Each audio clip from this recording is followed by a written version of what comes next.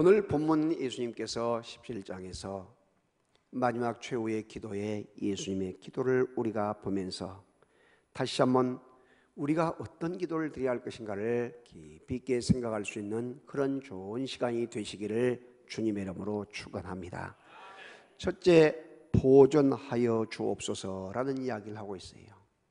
오늘 본문 17장 11절 12절에 나는 세상에 더 있지 아니하오나, 다 같이 읽습니다. 저희는 세상에 있사옵고 나는 아버지께로 가옵나니 거룩하신 아버지여, 내게 주신 아버지의 이름으로 저희를 보존하사 우리와 같이 저희도 하나가 되게 하옵소서. 내가 저희와 함께 있을 때에 내게 주신 아버지의 이름으로 저희를 보존하고 지켰나이다. 여기서 보존이란 말이에요. 보존. 이 보존이란 말은 보호하고 보호한다, 보호하고 안보하고 보존한다, 이런 뜻인데 헬라어로 테레오라는 뜻이에요. 테레오. 굳게 붙잡다, 굳게 보호하다, 온전하게 보호하다, 이런 뜻이 포함되어 있습니다. 여러분, 우리나라의 애국가도 하나님이 보우하사 우리나라 만세할 때 보우, 보전, 보호 다 같은 이 맥락과 의미가 포함되어 있는 것이에요. 여러분, 자녀들을 적게 낳아서 적게 이와 같이 귀하게 기르다 보니까 아이들을 보호하는 것이 만만치가 않습니다. 부모님들이 자녀 보호하는 일이 아주 탁월하다고 이야기할까요? 너무나 과잉이 될 정도 돼요. 선생님, 학교에 가서 선생님이 좀 나무랐다고 해서 선생님에게 퍼붓질 않나.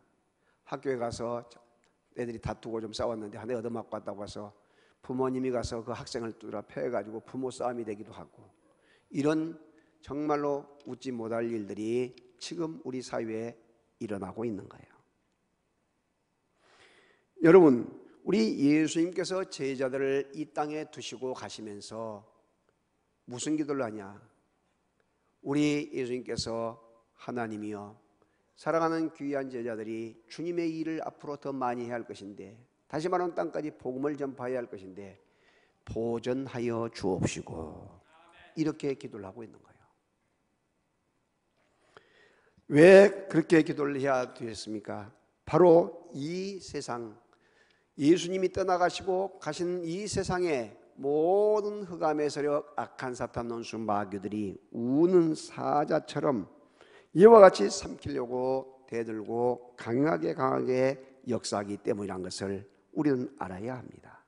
그러므로 오늘날 우리들이 이 세상을 살아갈 때에 하나님의 보호하심을 받고 하나님의 도우심 속에서 살아가는 그런 믿음의 삶이 되어져야 되고, 예수님께서 이 땅에서 우리에게 기도하셨을 뿐만 아니라 하늘나라 영광의 보좌에서도 보좌 우편에서 오늘 저와 여러분을 위해서 기도하고 계신 것을 믿으시기를 바랍니다. 로마서 8장 34절에 누가 정죄하리요, 죽으실 뿐만 아니라 다시 살아나신 이는 그리스도시니 그는 하나님 우편에 계신 자요 우리를 위하여 간구하시는 자니라 했어요. 거기서 간구한다, 이 말은 중보기도 한다라는 것이에요. 오늘 이 땅에 살고 있는 우리를 위해서 중보기도를 하고 계시는 거예요. 중보기도. 히브리서 7장 25절에도 그러므로 자기를 힘입어 하나님께 나아가는 자들을 온전히 구원하실 수 있으니 이는 그가 항상 살아계셔서 그들을 위하여 간구하심이라. 아멘. 우리를 위해서 늘 중보하고 기도하고 계셔 주신단 말이죠. 그러므로 사랑하신 여러분이요, 우리가 오늘 살아가는 것이 내 힘으로 살아가는 것이 아니라 하나님의 도우심과 은혜 속에 살아가고 있음을 믿으시기를 바랍니다. 여호와는 나의 힘과 나의 방패시니 내 마음이 그를 의지하여 도움을 얻었도다 라고 이야기를 하고 있어요. 시편 115편 11절에 여호와를 경외하는 너희는 여호와를 의지하라, 그는 너희의 도움이시오 너희의 방패시라고 이야기를 하고 있습니다. 여러분, 어떻게 하나님께서 오늘 우리 성도들을 보호하실까요? 바로 그것은 하나님께서 자기가 거느리신 수만 천군 천사들을 이 천사들을 보내셔서 우리를 보호하고 돕고 있는 것을 믿으시길 바랍니다. 시편 34편 7절에 여호와의 천사가 주를 경외하는 자를 둘러 진치고 그들을 건지시는도다라고 이야기를 하고 있어요. 여러분, 열왕기하 6장에 보게 되면 아람 주위에는, 저 북쪽에는 아람 군대가, 지금 레바논 쪽을 말해요, 아람 군대가 이스라엘 계속해서 침공해 내려와요. 그런데 놀라운 것은 내려올 때마다 이스라엘 그 군대가 땅 목을 지키고 있다가 그들 박살내고 물리쳐버린단 말이죠. 그러니까 하루는 이 한두 번도 아니고 아람 군대가 성질이 나가지고 우리들 가운데 첩자가 있다, 우리 가운데 밀정이 있다, 스파이가 있어서 이것을 미리 정보를 누설시켜주기 때문에 이렇게 된 것이다. 누가 첩자냐? 스파이를 잡아내라 이야기한단 말이에요. 그때에 신하 한 사람이 이야기를 합니다. 왕이시여, 우리 가운데 스파이가 있고 첩자가 있어서가 아니라, 밀정이 있어서가 아니라 그 나라에 엘리사라고 하는 선지자가 있는데 얼마나 기도를 많이 하든지 우리가 침공에 들어가면 미리 알고 왕에게 이야기를 해가지고 왕이 길목을 지키고 있기 때문에 우리는 해볼 수가 없습니다. 근단 말이죠. 그래? 그러면 이 엘리사란 영감탱이가 어디 있느냐 하고 물으니 지금 도단이라는 성에 있습니다 라고 이야기해요. 도단성에 있다고. 그래? 그래서 군인들 많이 보내서 도단성으로 보내서 완전히 포위를 시켜버려요. 포위를 해. 그런데 아침에 자고 일어나 보니까 이와 같이 그 게하시 몸종이 깜짝 놀라서 충격을 받고 숨을 헐떡이면서 가서 이야기를 한단 말이죠. 큰일 났습니다. 우리는 죽었습니다. 지금 아람 군대가 이렇게 진을 치고 우리를 죽이려고 하고 있습니다 라고 이야기를 해요. 그때에 엘리사 선지자가 하나님이여, 저 몸종에 영의 눈을 열어 주시옵소서 라고 기도를 해요. 그런데 여호와 하나님께서 그 순간 영의 눈이 팍 열리게 된단 말이죠. 영의 눈이 열려. 그런데 나가서 보았더니 그 하나님께서 보낸 불말과 불병거가, 천군 천사가 아람 군대보다 훨씬 많이 있는 것을 보게 돼요. 영적인 눈으로 보게 된단 말이죠. 그래가지고 안심을 하게 됩니다. 그런데 여호와 하나님께서 엘리사를 통해서 그들의 아람 군대들의 눈을 다 감기는 소경이 되게 만들어가지고 사마리아 성으로 끌고 가지고 그들을 완전히 위세를 시키고 말아요. 그때 이 이스라엘 왕이 이때입니까? 죽일 때가 이때입니까? 라고 자꾸 물어봐도 지금 죽일 때가 아니고 그들에게 먹을 것을 주고 마실 물을 주소서. 그렇게 해서 그들에게 마실 물과 먹을 것을 주어가지고 그들을 돌려보내요. 다시는 침공해 오지 않았더라. 할렐루야. 이 놀라운 역사, 여러분, 영의 눈이 열리게 될 때에 여호와 하나님이 우리를 지키시고 우리를 보호하시어 주신 것을 보게 될 줄로 믿습니다. 열왕기하 19장 8절에서부터 보게 되면 히스기야 왕 시대의 아수르 나라 사네립 군사가 18만 5천 명을 거느리고 와서 북왕국 이스라엘을 멸망시켜버리고 남왕국 이와 같이 예루살렘, 그 유다를 침공해 들어와요. 그래서 성을 포위하고 항복을 하라고 이야기를 해요. 항복문서를 보내요. 그런데 그 전에 무슨 일이 있었냐면 엄청난 금을 수레에다가 실어다 주면서 우리의 주권을 보호해 주시면 우리가 조공을 바치겠습니다 라고 이와 같이 이야기를 하니까 알았다고 해놓고 금덩어리만 받고 침공해 오니까 얼마나 속이 상하고 분이 나겠습니까? 그래서 하나님 앞에 나가서 간절하게 절해하면서 히스기야 왕이 기도했더니 여호와 하나님께서 그날 밤에 천사 한 사람을 보내서 18만 5천 명을 완전히 수홍장으로 만들었어요. 수홍장으로. 그 강한 군대를. 그리고 경호실장과 비서실장에 해당되는 그 두 사람과 사네립 그 왕이 도망을 자기 나라로 갔는데 이 두 부하가 김재기와 차지철이가 싸워서 한 것처럼 이 사네립 왕을 칼로 찔러 죽이고 그 아들을 왕으로 세워요. 여러분, 누가 함께 하시니까 하나님이 함께 하심으로. 할렐루야. 얼마나 놀라운 역사인지 모릅니다. 아셀트라는 선교사가 식인종을 대상으로 선교를 나가게 됐습니다. 아프리카에. 그래서 식인종들이 아셀트 선교사를 잡아먹으려고 밤중에 여러 번 선교사 집을 갔는데 갈 때마다 문 앞에 칼을 든 사람이 지키고 있는 거예요. 칼을 든 사람이. 식인종들은 칼을 무서워한단 말이죠. 그래서 뒤돌아오고 했는데 이 식인종들이 낮에 선교사님을 찾아가서 물었습니다. 선교사님 집에는 아무도 없는데 밤에 칼을 들고 지키는 사람이 누굽니까? 라고 물어봐요.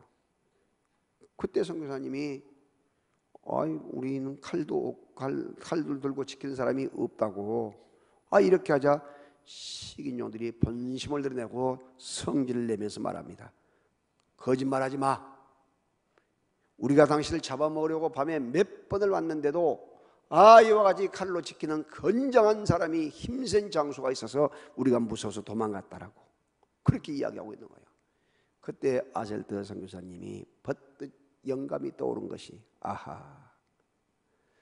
천사를 보내셔서 칼을 들고 저들로 말미암아 나를 잡아먹지 못하게 지키셔서 보호해 주셨구나.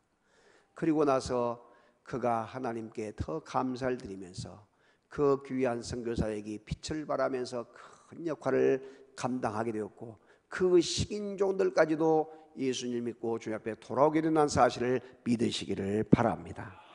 여러분, 천사는 우리를 지키시고 보호하시고 눈에 보이지 않는 영물이기 때문에 늘 안보하고 있음을 믿으시기를 바랍니다. 사울 왕이 다윗을 죽이려고 군사 3,000명을 데리고 다녔지만은 그러나 여호와 하나님께서 보호해 주심으로 말미암아 손가락 하나 까딱하지 못하도록 만들어 주신 것을 여러분 믿으시기를 바랍니다. 그래서 시편 121편 3절 4절에 여호와께서 너로 실족지 않게 하시며 너를 지키신 자가 졸지도 아니하시고 주무시도 아니하시리로다 말씀하고 있는 거예요. 할렐루야. 그래서 여호와 하나님께서 우리 모두를 예수님의 기도처럼 보존해 주시고 보호해 주신 것을 믿으시기를 바랍니다. 두 번째, 우리에게 예수님께서 무슨 기도를 하시냐? 기쁨을 충만히 채워주소서라고 기도해요. 기쁨을 충만히 채워주소서. 13절 말씀입니다. 요한복음 17장 13절 시작. 지금 내가 아버지께로 가오니 내가 세상에서 이 말을 하옵는 것은 저희로 내 기쁨을 저희 안에 충만히 가지게 하리요 함이니이다. 아멘.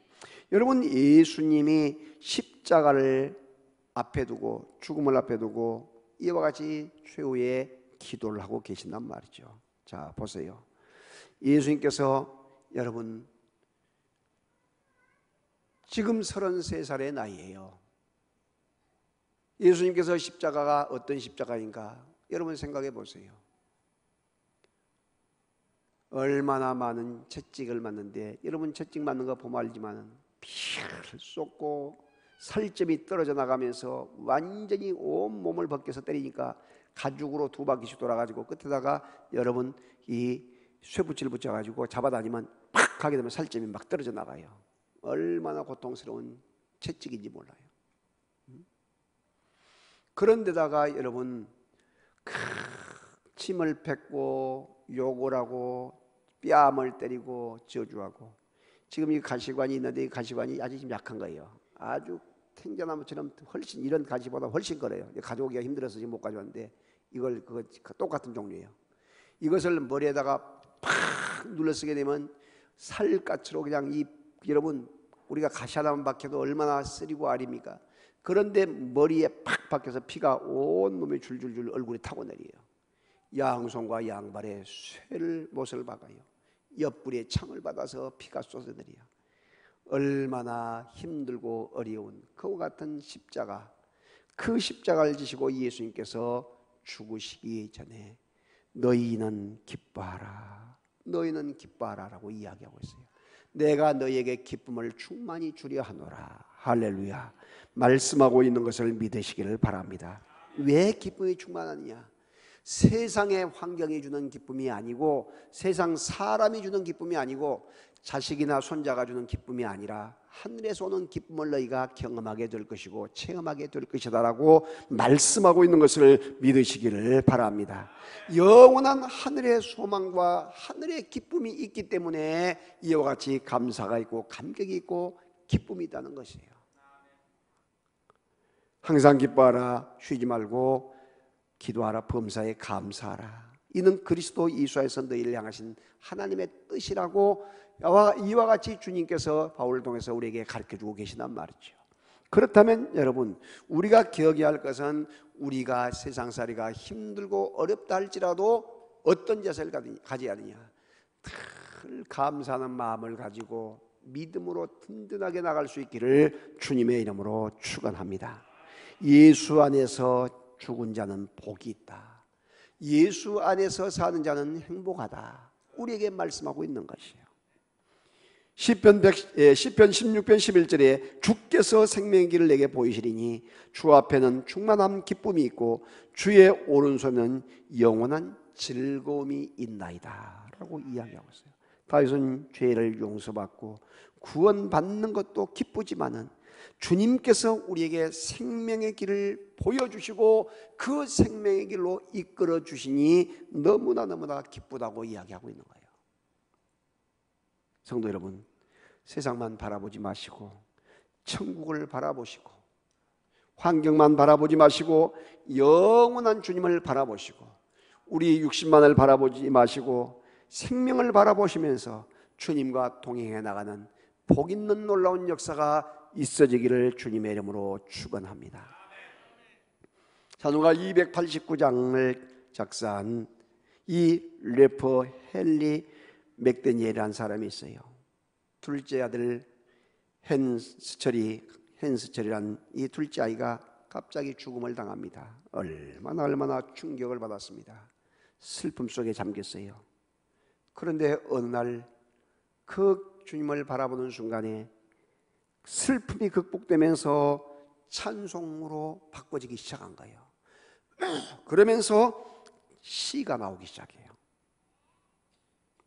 주 예수 내 마음에 들어와 계신 후 변하여 새 사람 되고 내가 늘 바라던 참빛을 찾음도 주 예수 내 마음에 오심, 주 예수 내 마음에 오심, 주 예수 내 마음에 오심, 물밀듯 내 마음에 기쁨이 넘침은 주 예수 내 마음에 오심. 할렐루야. 내가 아무리 내 자식을 잘 가르치고 잘 먹이고 잘 입힌다 할지라도 주인 되신 하나님이 먹이시고 입히신 것보다 또한 가르친 것보다 잘할 수 있겠는가? 주님께서 내게 잠깐 보냈다가 다시 주인인 주님이 데려가셨구나 생각하니까 슬픔이 아니라 기쁨으로 바꿔지기 시작한 것이에요. 오히려 불평이 감사로 바꿔지기 시작하는 것이었습니다. 그래서 그는 더 많은 것을 얻게 되었고 오히려 찬송으로 많은 생명을 살리는 놀라운 역사가 있게 된 것을 믿으시기를 바랍니다.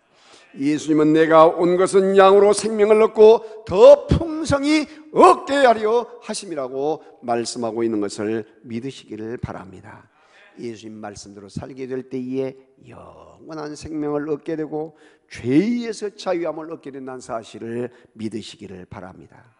여러분, 지금 우리 사회가 얼마나 감사가 사라지고 기쁨이 사라진 사회인지 몰라요. 헐조선 하면서 감사도 기쁨도 사라져버리는 그런 세상, 모든 것에서 불평과 불만이 쏟아져 나오고 살아갈 의미를 잃어버린 사람이, 여러분, 하루에 33명이 자살해요. 우리나라에서. 이런 나라가 어디가 있습니까? 자살공화국 1위에 1위. 얼마나 안타까울 일입니까? 그런데 마음속에 분노가 가득해서 막 불평을 하고 불만을 하는 거 있는 거예요.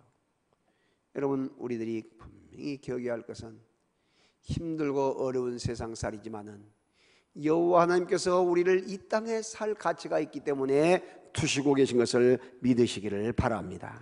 사도 바울을 통해서 주신 말씀처럼 항상 기뻐하라고, 쉬지 말고 기도하라고 이야기한 이유를 알아야 돼요.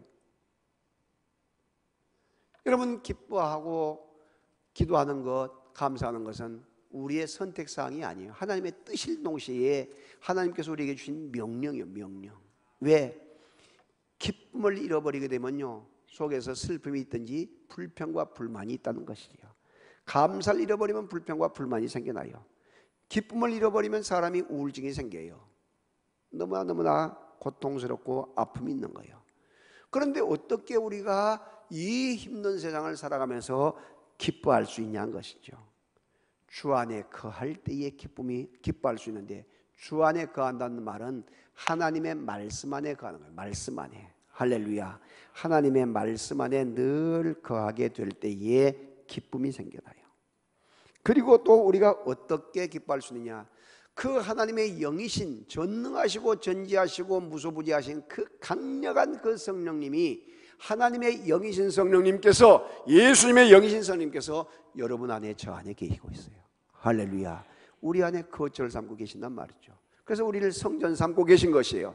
눈 크게 떠요. 여기 봐요. 그래서 우리가 하나님의 성전이 되었기 때문에 살기는 어렵고 힘은 든다 할지라도 우리가 감사할 수 있고 우리가 기뻐할 수 있는 것이란 말이죠. 아무리 좋은 곳을 가져도요, 아무리 좋은 곳에 여행을 가고 아무리 좋은 곳을 먹어도 그것이 얼마 나가요? 그때밖에 해요. 잠깐이에요. 잠깐. 명절 겪어봤잖아요. 명절 들어와서 기다리고 그 5시간 6시간 차를 타고 집에 가기도 하고 오기도 하고 해보지만 잠깐이요. 밥 한 그릇 먹고 잠깐 얼굴 보게 되면 또 가야 되고, 별것도 없는 거예요. 아무리 반가운 사람 만나서 식사 한번 하고 차 한잔 마시면 헤어져야 돼요. 그때 만날 때만 반가운 것이지. 우리 성균이, 우리 동균이 같이 왔는데 참 감사해요. 그렇잖아. 네. 그래서 멀리서 이렇게 오지만은 그때밖에란 말. 그때 세상적인 것은 다 그렇게 되어 있어요.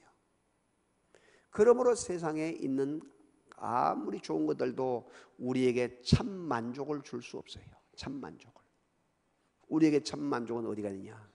영원한 천국에 있음을 믿으시길 바랍니다. 그리고 어떻게 기뻐할 수 있느냐? 열심히 전도하면, 핍박을 받으면서도 전도할 때에, 핍박을 받으면서 전도할 때에, 전도하면서 핍박을 받고 감옥에 갇혀도 찬송할 때에 기뻐할 수 있는 거예요.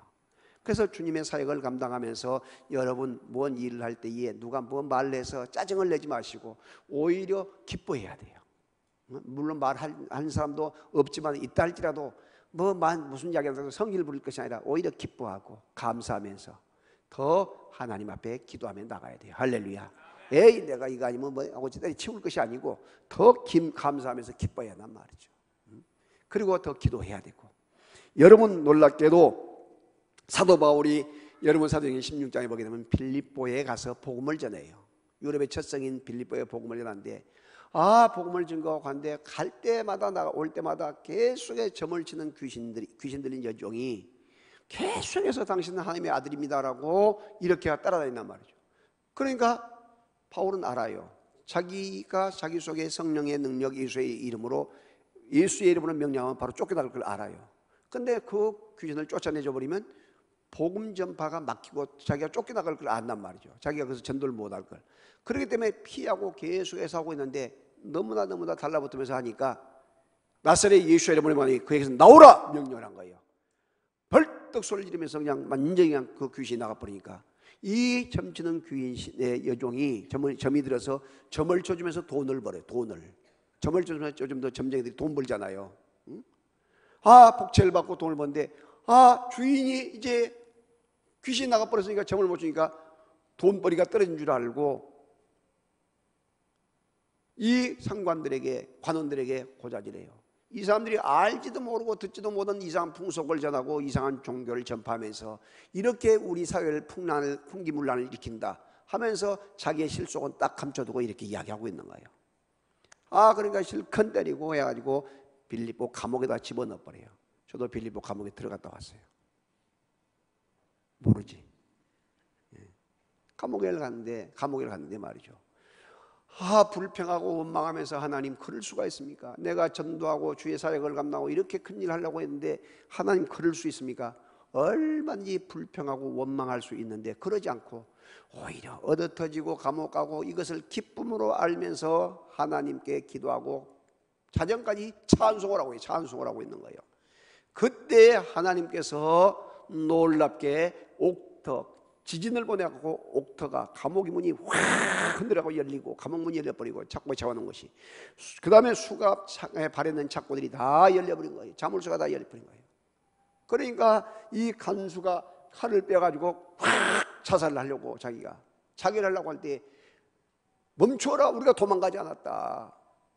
간수가 깜짝 놀라서 그 발 앞에 엎드려서, 왜? 죄수가 도망가면 자기가 대신 죽어야 하기 때문에 그 나라 법이 그래요. 그래서 발 앞에 엎드리면서 선생님이여 우리가 어떻게 하여야 구원을 얻으리까 하고 묻단 말이죠. 그때 주 예수를 믿으라, 그리하면 너와 네 집이 구원을 얻으리라. 할렐루야. 그렇게 말씀을 한 거예요. 그때 그와 그 가족과 모든 밑에 있는 직원들이 많을 거 아니에요. 다 예수를 믿고 세례를 받고 루디아와 더불어서 그 귀한 교회를 세웠는데 그것이 유럽의 가장 모범적인 교회인 빌립보 교회가 된 것을 믿으시기를 바랍니다. 사랑하시는 여러분, 오늘 우리는 어려움이 와도 기뻐해야 되고, 전도 나가서 핍박받고 요거도 뭐고도 기뻐해야 되고, 매 맞고 감옥에 간다 할지라도 기뻐할 수 있는 우리가 되어져야 할 줄로 믿습니다. 탈북해서 지금 신학을 해가지고 목사로 있는 강철우란 분이 간증을 하고 다닙니다. 그런데 그분의 간증 가운데 뭐냐면 휴전선 이남에 태어난 그 자체가 큰 복이다. 이 남한에 태어난 그 자체도 큰 복이다. 얼마나 잘 먹고 얼마나 잘 입고 얼마나 좋은 집에서 잘 살고 있느냐. 북한 주민들 보게 되면 그곳에 있다가 왔기 때문에 안 돼. 얼마나 못 먹고 추위에 떨고 굶주림에 떨고 얼마나 비참한지. 그런데 남쪽에 있는 사람들을 보면 그렇게 잘 먹고 잘 입고 잘 산데도 입에서 불평과 불만이 떠나지 않는 것이죠. 감사한 사람 몇 사람 없다는 거예요. 왜 이렇게 됐느냐? 왜 이렇게 비참하게 됐느냐? 하나님께 감사가 떠났기 때문에 그래요. 할렐루야. 마음속에서부터 오는 기쁨이 사라졌기 때문에 그래요. 그러므로 이제는 우리가 감사를 회복하고 기쁨을 회복해야 될 줄로